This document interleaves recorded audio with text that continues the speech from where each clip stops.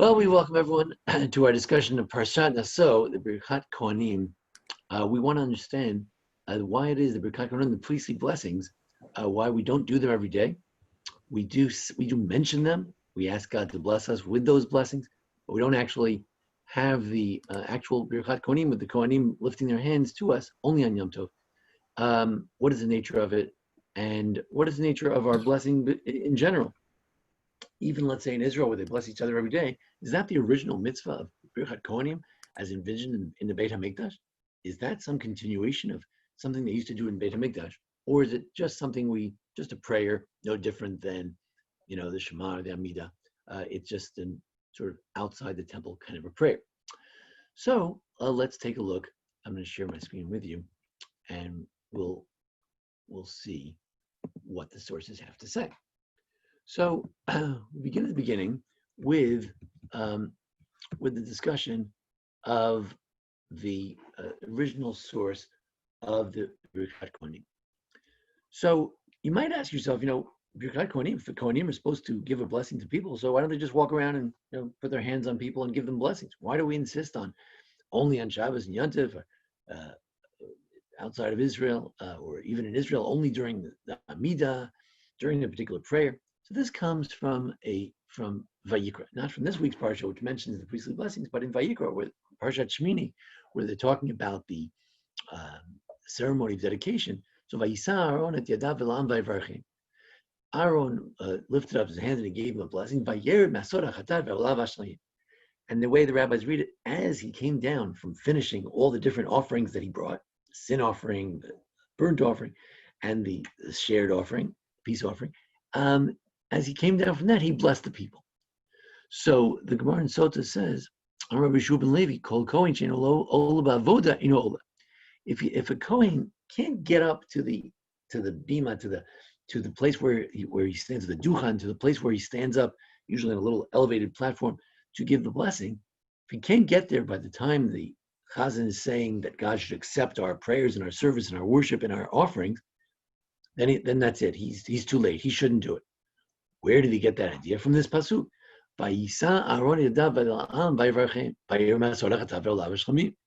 That Aaron only blessed the people in the context of the service. The way the rabbis understand it, first the service, and then when you're finished with the service, the last thing is the Birkat Kohanim. Just as Aaron did so during the avodah, during the service, so too we have to do it during the service. And a little pun here, when the blessing is made that God should accept our avodah, our service, it's during that blessing that He must be there. You have to say that blessing. So what does that mean? Why is that blessing important? All right, so the blessing mentions the avodah, but why, if he doesn't stand there for that blessing, if he's not up there, then it's too late. What does that mean?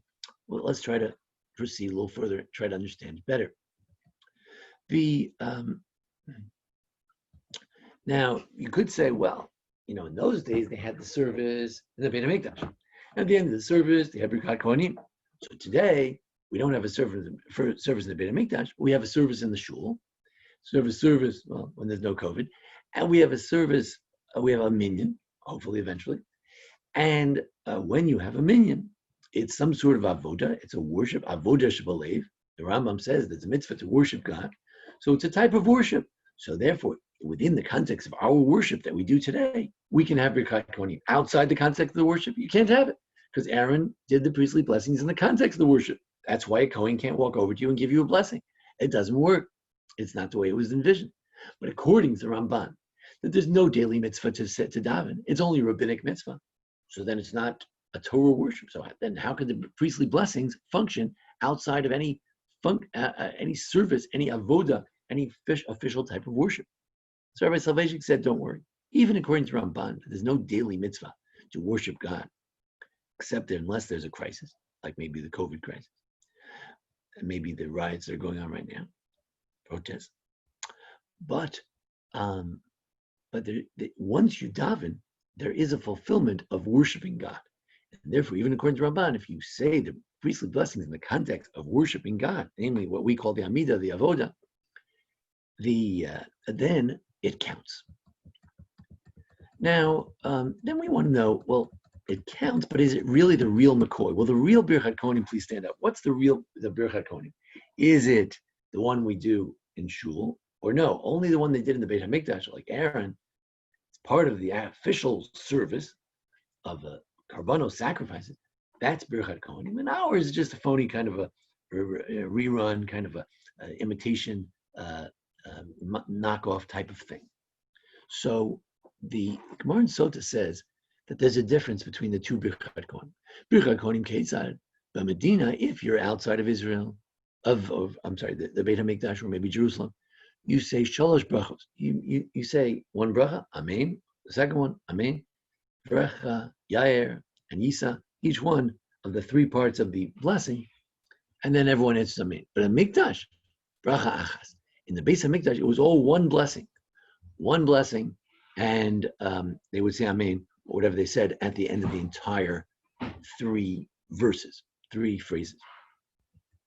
So there are differences. And also, Kichtavo, Uvumdina B'chinuyav. In the Beis HaMikdash, they said it as it's written. They said God's name in the original beautiful way. What's that? The Tetragrammaton. But outside of Israel, outside the Beis HaMikdash, or Jerusalem, all we do is we just say Hashem, Ad Hashem, the way we pronounce God's name, but not the way it's officially pronounced, the Tetragrammaton. But Medina, the Kohanim Nosim K'nefeihem, where we live, the Kohanim lift their hands around the shoulders, but in the Beis HaMikdash, on top of their head, except for the high priest, who had a special thing that said God's name on it. So he put his hands lower, but they lift a little higher in the Beit HaMikdash.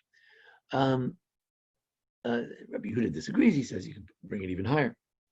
But we see that there are differences between these two. And the question is, how fundamental are these differences? Now, the Gemara in Sota deals a lot with Birkat Kohanim. There's a whole chapter there that deals a lot with Birkat Kohanim. Talks about which prayers can be done in Hebrew, and in that context, there's a lot of discussion. So it says as follows: Tanidach, Kotevarhu ba'amida. You have to say Birkat Kohanim when you're standing. It's a big problem if a Kohen is very old. It's a problem how he can do it. But he says maybe you could sit too. He says no. It says Kotevarhu, and it says that there's a blessing on Mount Gerizim that's given, and they stood. Ya'amdu l'varech. So it has to be done standing. Or another interpretation by Rabbi Natan, he says, no, that's not the drush. L'sharto varech bishmo. You do service of God, and you bless His name. These two interpretations seem to be split over this question. The first opinion says, you want to know how to do Birkat Kohanim? Let's see how they gave the blessing on Mount Gerizim. Mount Gerizim and Mount Eval, the two mountains in the end of Deuteronomy, the end of Devarim, Parsha Kitavo. So it's a blessing. It's a blessing like any blessing. It was a blessing given by the tribes. So blessings are done standing, so you should do it standing. However, Rabbi Natan says that's not a good source. We're not just talking about any old blessing. We're talking about the Birkat Kohanim over here. And the Birkat Kohanim, that's a shirut, is a service of God. It's one of the services of the worship of God in the temple. And that's ul sharto v'rech bishmo. And we know that the service in the Beit HaMikdash is done standing. That's another thing. It says elsewhere in Deuteronomy that you stand up to serve. Stand up to serve God. So, according to Rabbi Natan, the Birkas Kohanim is some kind of actual service. And the one we do, it's just a blessing. It's very nice, but it's a different type of thing. It's like a blessing that a Jew gives to another Jew. It's completely a different kind of a thing. Rabbi Yosef B'chor Shor says that the bracha is like an avoda. Since it says in Deuteronomy that we stand up in God and we service Him and we bless His name. One of the things that the Kohen does is to bless in God's name. And it said Aaron blessed God's name, and it's a positive mitzvah to do this service. So it's a real service. Does that apply outside the Beit HaMikdash or not? That's not so clear from the B'chor Shor, unless he means V'orech Bishmo, to bless in God's name. That's only done in the Beit HaMikdash. Is that an essential component? The Ramban says that actually by the way, the bracha that the Aaron gave at that time actually was a different blessing. It wasn't the Birkat Kohanim, but that's a different matter.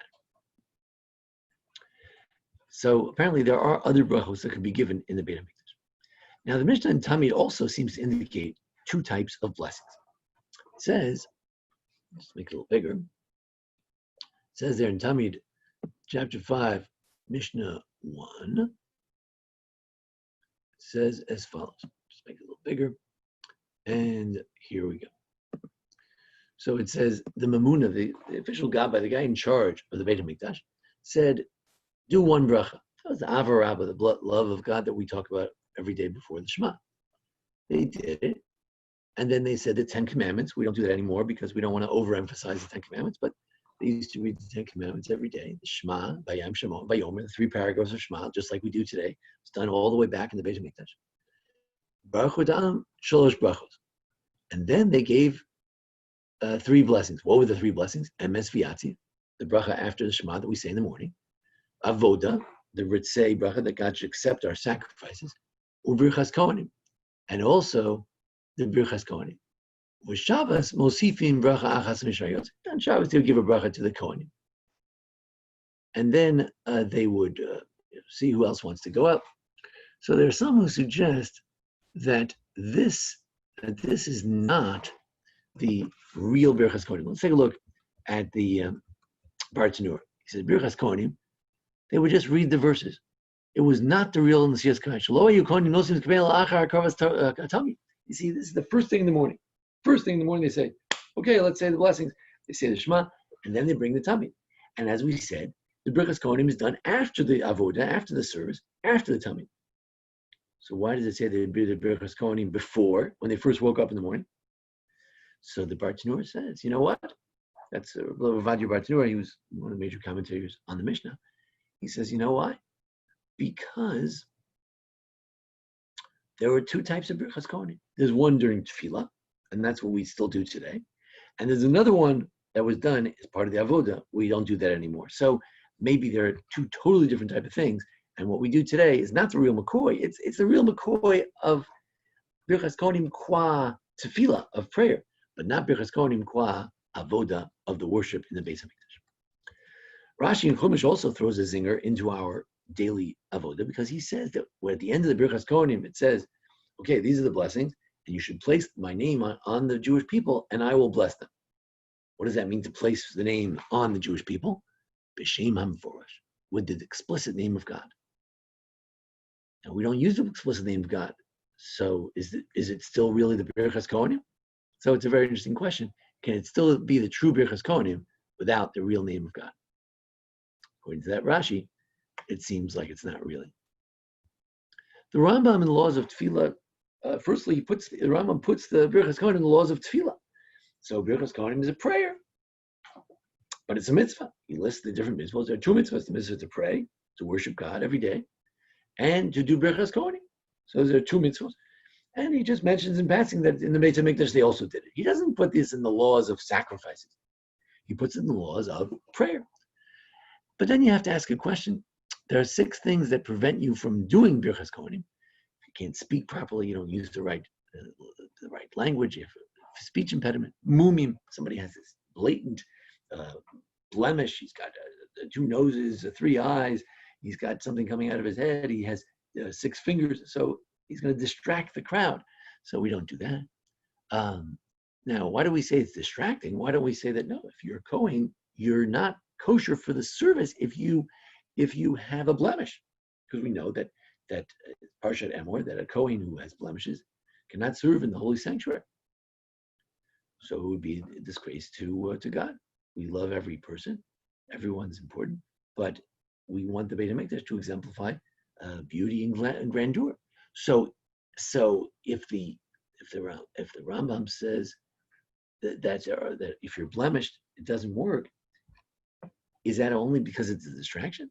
Or is it because you're doing the real service? This is the real deal. So most commentators seem to speak about it as if it's just distracting. So it's not really a problem of being a Kohen and serving as a Baal Mum with a impediment. How old you are, being drunk.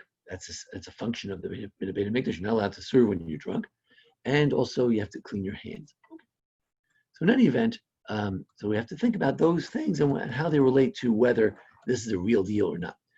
Someone at the Gush, Chanan Semen, I think it was, pointed out that if you look at the Rambam, the law in the mitzvot, the Sefer HaMitzvot, he kind of organizes the mitzvot in some kind of way. It's kind of interesting how he does it. And when he's talking about all the things, you have to build the Beit HaMikdash, you have to have all the Beit HaMikdash, you have to guard the Beit HaMikdash. The Levi has to work in the Beit HaMikdash, the Kohen has to wash his hands, and they have to light the candles, and the Kohanim need to do the brachas. So the Rambam puts it in the laws of the Mikdash. When he's talking about the codification of the laws, he puts in the laws of prayer. But when he's talking about the different 613 mitzvot, he throws it in with all the things that the Kohanim do in the Beit HaMikdash. And that's a little bit suspicious. But now, for the actual question of nowadays, why don't we say the Birkat Kohanim every day? Now, again, Sephardic Jews, wherever they live, they do say Birkat Kohanim every day. Not every Sephardic group, but many Sephardic groups do. And in Israel, they do it every day, although there's some people in the Galilee who don't do it, they just do it on Shabbos. But why don't we say it every day? If it's a mitzvah, we should do it every day.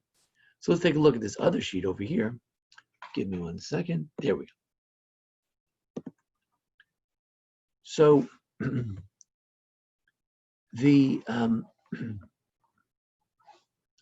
so the Rambam says it's a mitzvah every day. Mitzvah to one of the 26 mitzvahs to bless every day. Is it a violation if you don't bless every day? Well, if you're in a shul and they say Kohanim, they call the Kohanim and you don't do it, that's a violation. But if you're not there, it's not a violation. Now, the Beit Yosef mentions that he says as follows: if they don't tell him to go up, then you're not in trouble. He said, Rabbi Noach of Provence says that if you don't do the daily blessing of the Kohanim, you fail to have a blessing that day, you're in violation. But most people say that unless you're called up, it's not a problem. So you could say that today no one's in violation. As long as we don't call them up, they're not in violation. The Beis Yosef was a huge collector of all the different opinions from all around the world.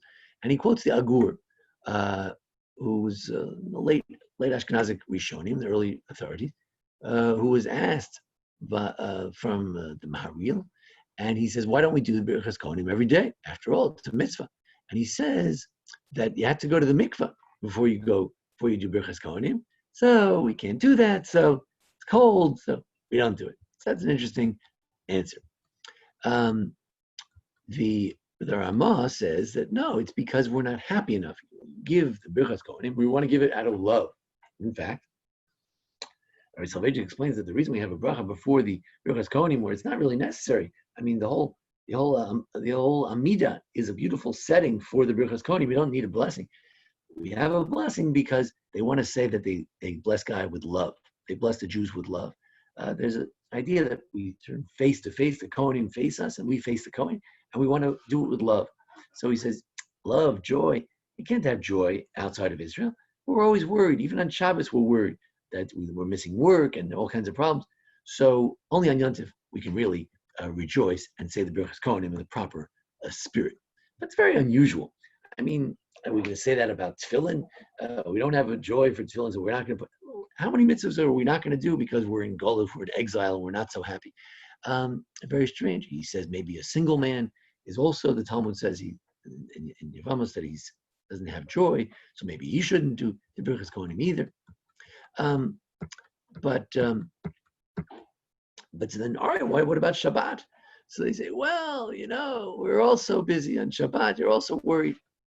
What about when Shabbos and Yom Tov fall together? So when I came to the shul, the Gabbai said to me, Rabbi, I want you to clarify something. When Shabbos and Yom Tov fall together, should we still do Birkat Kohanim? After all, on Shabbos, we don't do Birkat Kohanim. So, in fact, it's very interesting that survived all the way till my rabbinate here, because it's actually brought in the Taz as a mistaken kind of thing. He says some people think that when Yom Tov falls on Shabbos, you don't do duchening. It's ridiculous. If on Yom Tov you do duchening, then when Shabbos and Yom Tov come together, it's an even more joyous occasion like we had the other day. So certainly you should do Birkat Kohanim. So that's very strange. So the Kolbo lived in Provence, and he says we only do it on Shabbos and Yom Tov. Maybe it was too difficult for people, or maybe we didn't want to bother God with it. But in any event, he has a more limited Birkat Kohanim in Provence, that particular community, sort of somewhere between Ashkenaz and Sphard. He did it just on Shabbos. The Ephraim Zalman Margolios says that there's another excuse for it, because he says that who are we to do duchening? Duchening has to be done. Duchening is the duchen is the place where you stand. In Yiddish, we call it duchen, to duchen. The Birkat Kohanim, the priestly blessings, are done by Kohanim. But who are we to know whether we're a Kohen or not? Today, it's hard to know who's a Kohen. People claim that they're Kohen, going back hundreds of generations, but we have papers to prove it? No. So since we can't really prove it, maybe that's the reason. But then why do we do it on Yom Tov? In any event, that's an interesting view of Ephraim Zalman Margolios. So if we have such a great excuse, what about in Israel? So he says that Rabbi says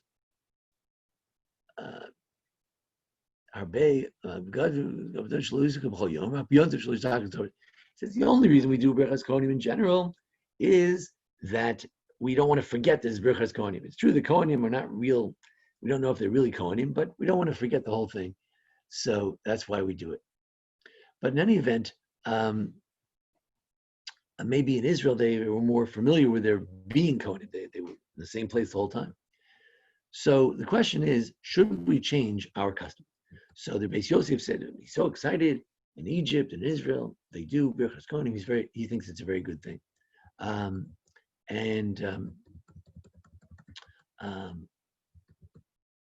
In fact, there is a very early source for this idea of not doing it that often. There's a book called The Distinctions Between the People in the East and the West, and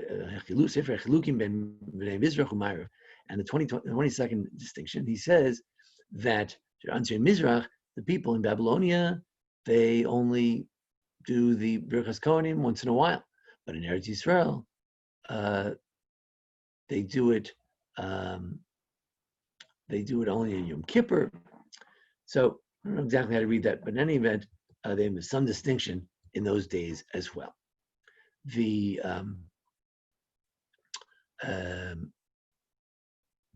Good. Now the Vilna Gaon, he said that if he could possibly change it, he would like to change it and have people do it all the time.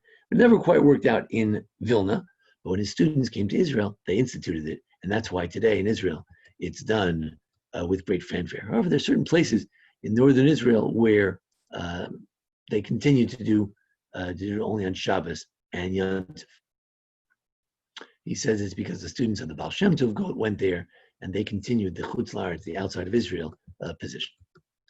Now, the Tzitz Eliezer mentions that it's not so simple to change the custom here in America or outside of Israel because many people tried to change it and terrible things happened. There were fires and different things. It seems to be a sign from God that we don't want to do it. We don't want to change it outside of Israel. So, so for some strange reason, we've left the custom as it is. We don't do Birkat Kohanim other than on Yom Tov. And if you ask, what do you get from the Birkat Kohanim? What kind of blessings do you get? So the Vilna Gaon says, we get wealth, length of days. We get knowledge of Torah. So someone asked a question.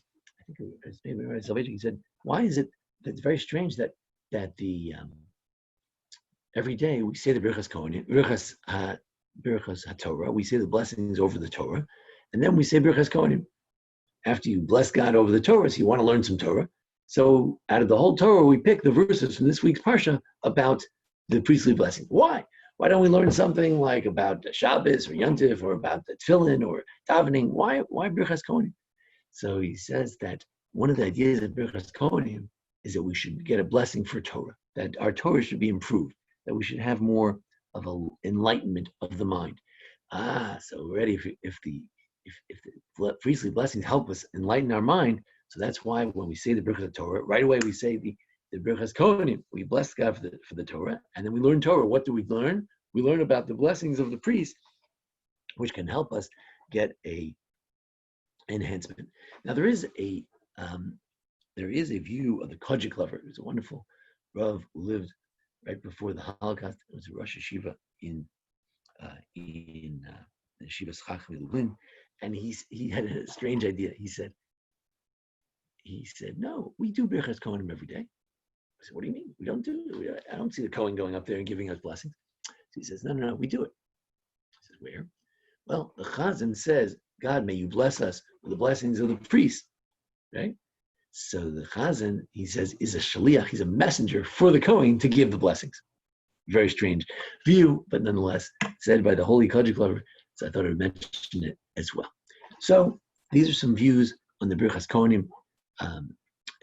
What's the nature of it? Is it a blessing that is just like the one in the Beis Hamikdash? Does, as our Soloveitchik says, the fact that we say the avoda, we say, look, God, accept our service. Does that blessing, when we say, God, accept our service, all of a sudden the service becomes transformed into a sacrificial service, and in the sacrificial service, you can have the official Birkas Kohanim. Or no, it's not the official Birkas Kohanim, because the official Birkas Kohanim has the name of God, the official explicit name of God. This doesn't have the explicit name of God. It's not the real deal. Or there are two types. There's one over here, one over there. Maybe in the Beis Hamikdash itself, they had two types. And one is just a nice blessing, like when your father gives you a blessing. The other one is something different, something more official, the official mitzvah of it. Why don't we do it outside of Israel? Is it because we don't have joy? Is it because we're not sure who's a Kohen? Is it something else? But is it somehow, just mystically speaking, just not an appropriate place for such holy types of things? Is it somehow that the avoda, that real service, we can only transform our synagogues into somehow a little bit of a Beis Hamikdash on Yontif, but on a regular Shabbos, we can't do it. We can't reach that far. But perhaps in Israel, we have the ability to do that. Or perhaps Israel is simply influenced by the Vilna Gaon, who thought it was the right thing to do, as the Beit Yosef and the Shulchan Aruch and the many Sephardic Jews do the Birkas Kohanim every day. If you're in a community where there's a Sephardic menu, you can sneak into the Sephardic menu. You can listen to the Birkas Kohanim any day, because they say it every single day. But in any event, we hope that God will bless all of us with the Birkas Kohanim, that God will guard us and protect us, and not only bless us, but keep our wealth. We should bless us with wealth, and then we should be able to keep it. Shouldn't lose it with the crash of the market.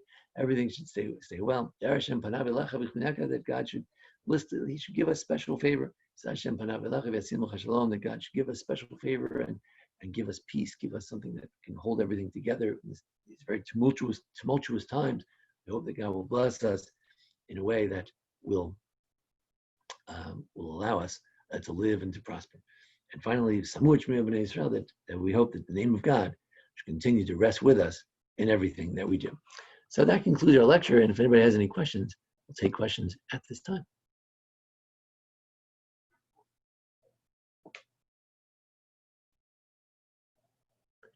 All right.